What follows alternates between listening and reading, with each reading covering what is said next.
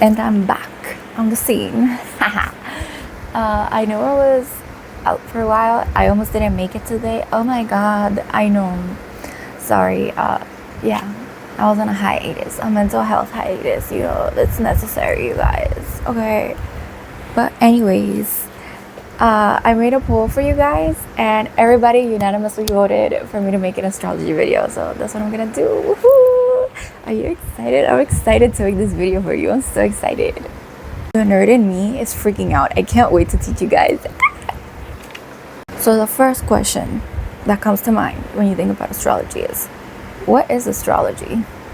What is astrology? Okay, what do you guys think astrology is? Let me know right now in the comments. I'll give you a second to pause. You paused? You wrote it down? Okay, good. What is astrology? I'm going to explain right now. Astrology is a form of divination. Divination has been used all throughout human history. A bunch of different civilizations throughout time. It's been done since forever, ever and ever and ever. Different people had different way of doing it, etc. But astrology is done differently in different parts of the world. Wait, no. And throughout human history, for as long as you can think of, we've done some sort of divination.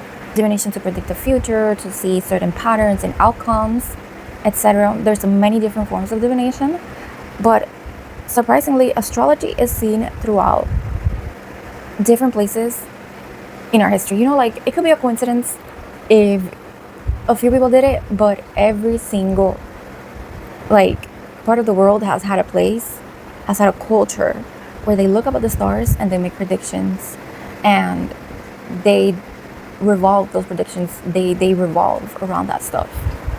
They look up at the sky, they make predictions about what's gonna happen here, what's gonna happen there. A lot of people use the moon to know when to fish better, when to plant better, etc. So we've always looked up at the sky for answers, quote unquote. Yeah, we've always looked up at the sky for answers. And like I said, some people use the moon for physical things on the ground, and many other civilizations use that for different things. But in this video, since I follow Vedic astrology, like sidereal Vedic astrology, I'm going to be talking about that. And you might think to yourself right now, like, what do you mean, like, sidereal Vedic astrology? There's different forms of astrology, because baby, that is so ancient, that is so looked into. Okay, everybody's done that, everybody has their version. Although here in the West, we normally practice tropical astrology, which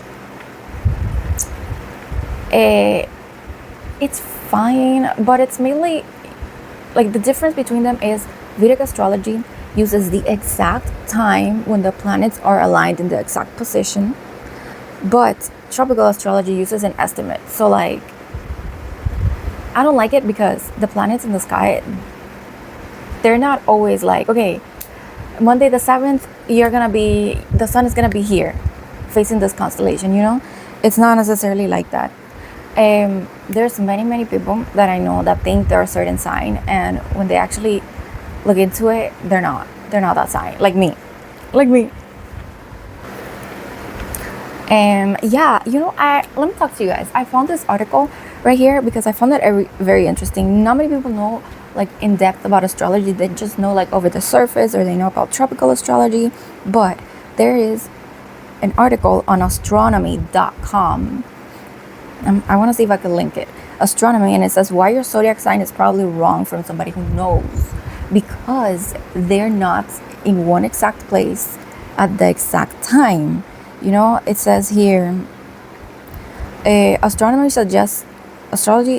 suggests incorrectly that each of the zodiac signs fits neatly into a 30-degree slice of the sky, and that is not like that. Well, that is the case of tropical astrology, by the way.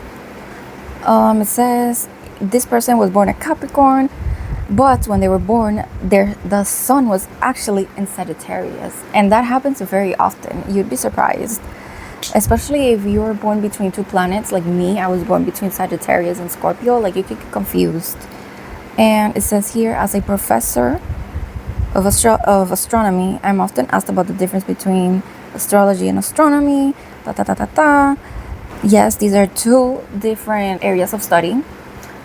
Astronomy is like an actual science. Like you can see, you can learn. Well, you can learn about astrology, but like astronomy is like you could test things out. I hope that's a good differentiation. You know what I mean?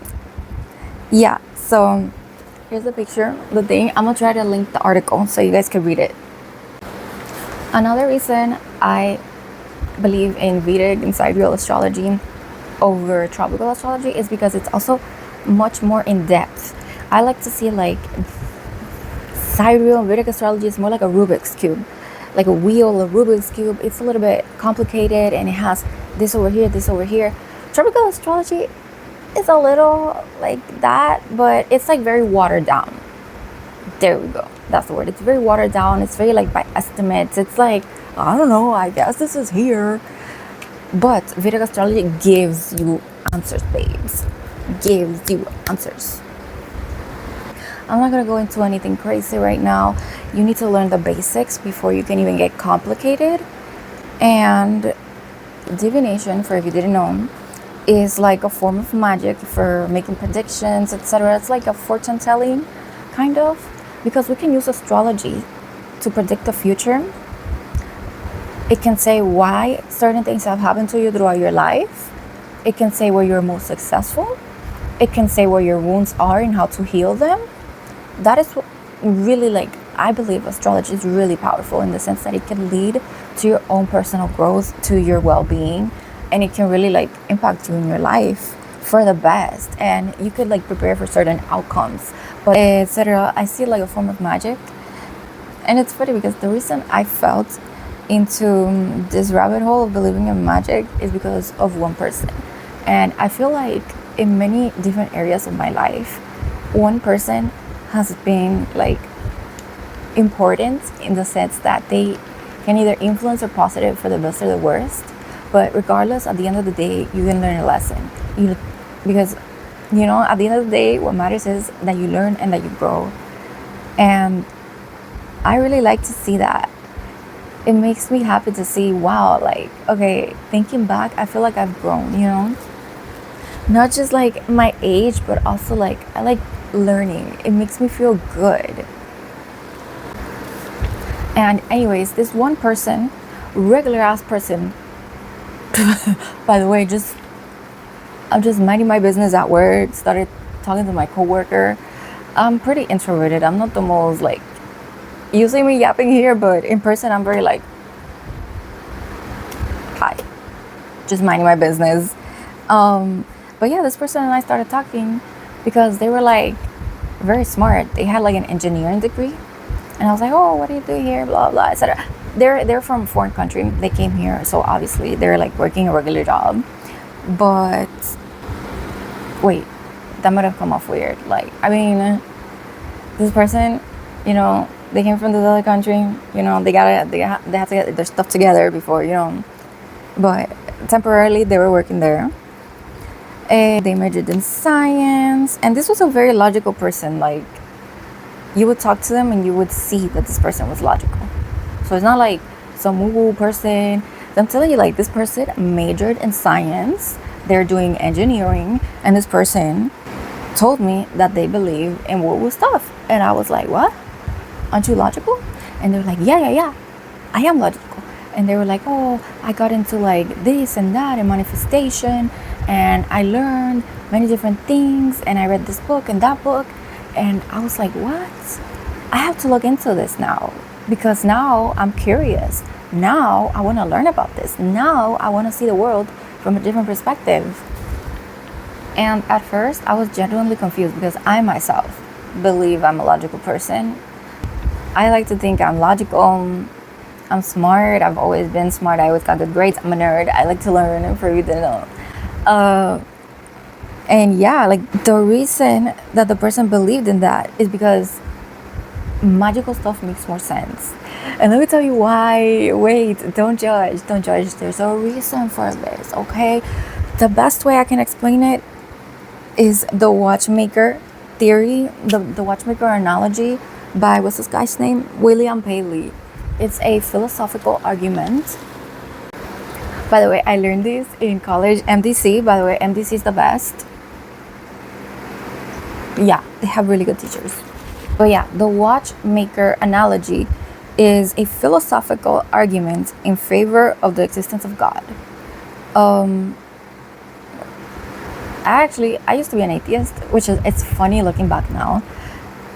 This one person didn't do like everything. It didn't make me, but little by little, I started doing the work, and I was like putting pieces together and doing this, and things were just placed perfectly in my life. And I might talk about this later, not in this video. Anyways, I used to be an atheist, not anymore.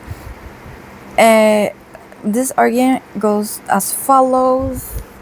If one were to find a watch on the ground, they would naturally infer that it had a maker.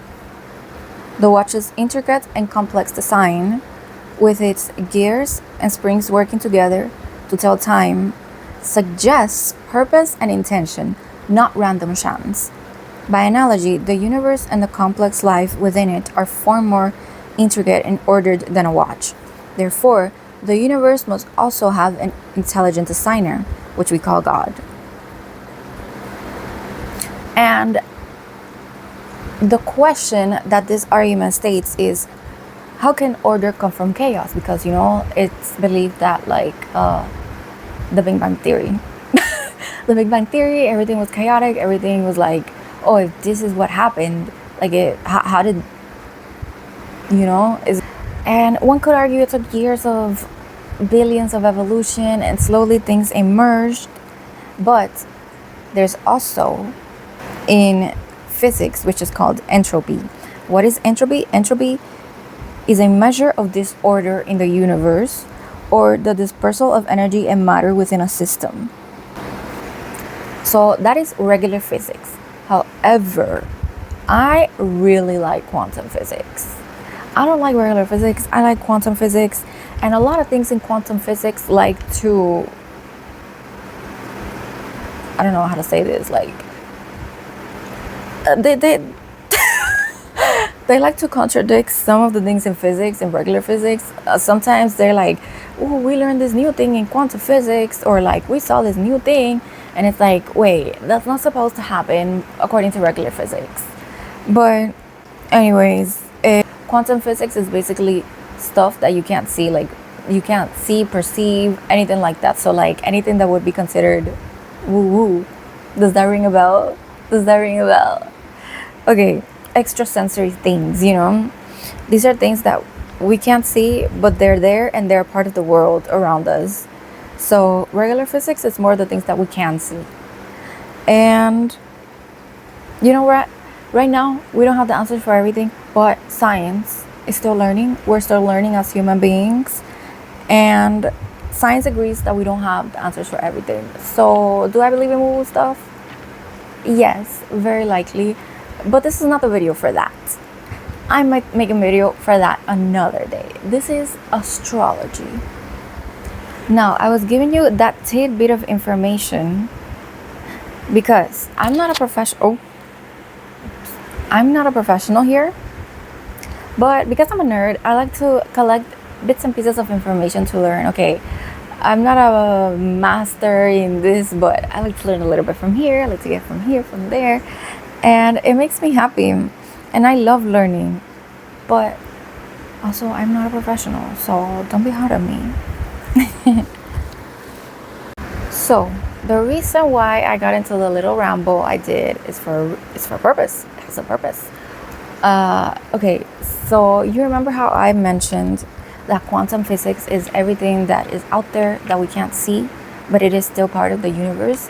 Like, humans, we only have 5 senses according to science, and some people might argue 6, but our perception of the world is very limited. So how can we be sure that we have all the answers to everything? Like, there's stuff going on outside of our perception. Think about that. We as human beings have 3 little cones in our head that help us see colors. So all the colors that we see come from those 3 little things in the head. But there's a certain, what is it? It's a species of shrimp that they have 16 of those. So just imagine the variations. Just imagine. Like, it's so crazy to me. We live in like a little box.